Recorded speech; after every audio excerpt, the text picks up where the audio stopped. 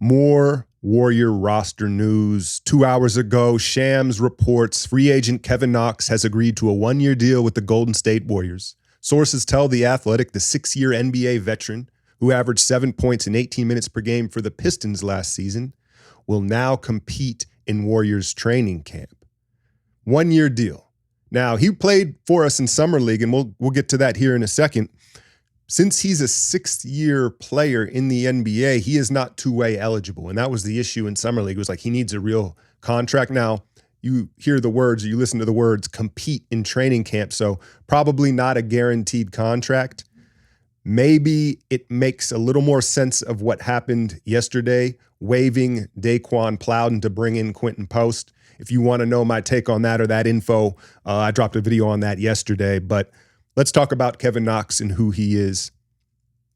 5-star recruit, goes to Kentucky, leads the ACC as a freshman in scoring, and the New York Knicks draft him 9th in 2018.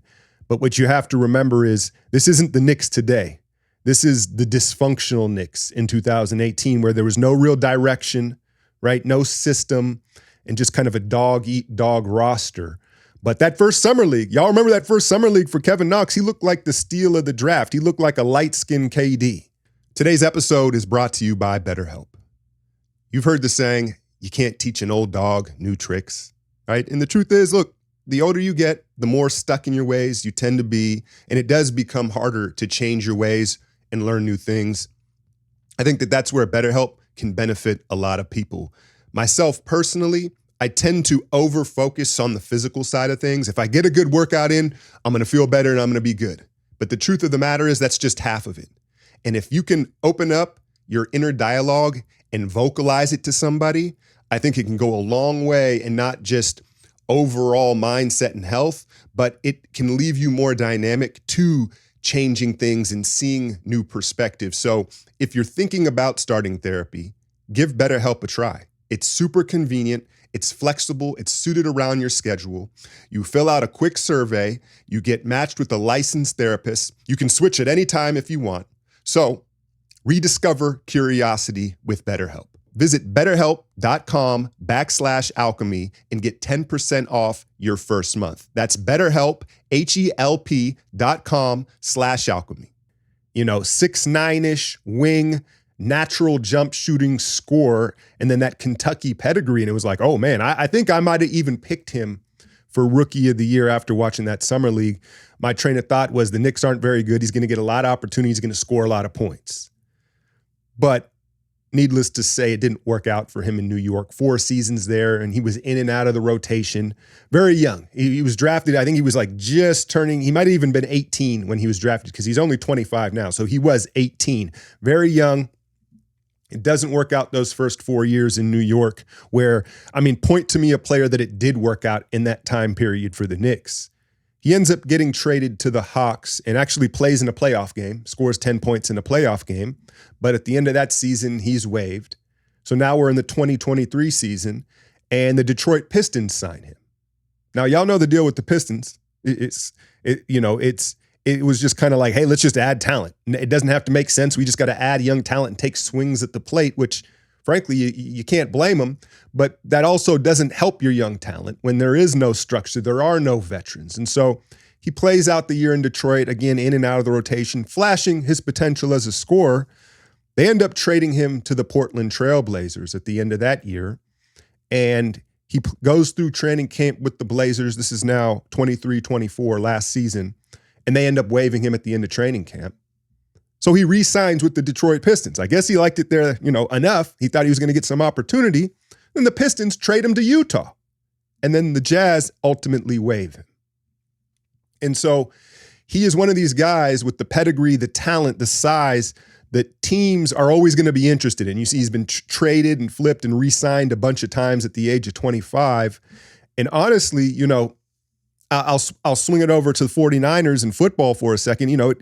It very well could be a Sam Darnold-ish situation, starting your career in New York with no structure or organization. And it's not like the Pistons, again, are some like pillar of stability. And so he's bounced around from bad situation to bad situation. Let's take it to this summer. Summer League with the Warriors. It starts in Chase Center. This year it was in San Francisco, the California Classic. And he didn't look good.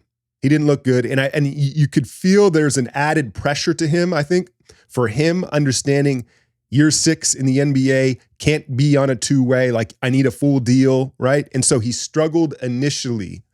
And what you have to give him credit for is that was in San Francisco. Once they went to Vegas, he shot and played his way out of it.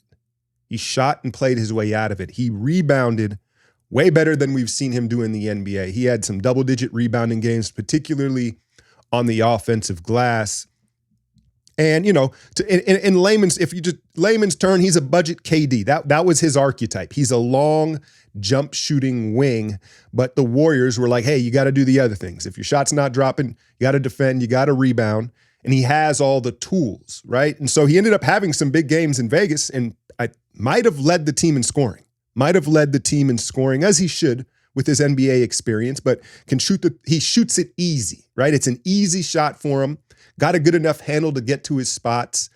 And, again, it's doing the other things to be a complete basketball player, especially just with all the physical tools. So, again, I am disappointed. And again, it says competing for a training camp spot. So this preseason going to be fun, man. I'm really looking forward to just getting back into the flow of basketball and covering this team. But there's going to be some real competition out there.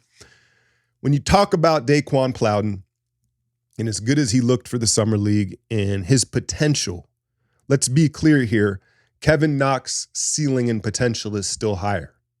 They're about the same age, right? But just his size and his ability to score and shoot it, and he's proved it all. He averaged 30 in high school. Again, 5-star recruit. He has the pedigree. We know that, that doesn't matter, though, as far as what he's going to do in the league. But again, I think that I like it. I think it's a smart move. I'm still a little confused about all the competition in camp. Are they going to fill that 15th roster spot? Something they haven't done. I know y'all reminded me in the comments yesterday, they're not going to fill that 15th roster spot. Plowden ain't getting that. Could Knox get that? Because he can't get a two-way. So I guess now I'm talking my way through this news, Knox isn't competing with Plowden, Spencer, and Reese Beekman like we were talking about yesterday because he can't get a two-way spot. So Kevin Knox is fighting for that 15th spot, and he is something that the roster doesn't have a lot of, and a guy that it's like, hey, you go get us a bucket. Go get it. He can create his own shot, and he can get going. He's a natural scorer. What I think Kevin Knox needs is a defined role. If he gets, let's say he makes the roster, and we're all hyped, okay, some potential young dude, and he gets the Moody treatment, where it's like, oh, he played on Thursday, and then we don't see him for 10 days, and then he's just here and there. I don't think we're going to like what we see with Kevin Knox. I'm not saying he's got to start or anything like that, but if he has a carved out 10 to 12-minute role where they're like, hey, go get buckets. Not only does he need a consistent role in minutes, but let him know, green light him. He needs the green light because that's what he does. I get it. You want him to pass, keep the ball moving, rebound, defend. Of course, that goes without saying. But understand who he is and what his ceiling is. It's as a scorer. And so, I have no problem with it, especially if they're going to finally fill that roster spot out, taking a swing on a guy where the ceiling's super high. And I think he proved something to them in Summer League.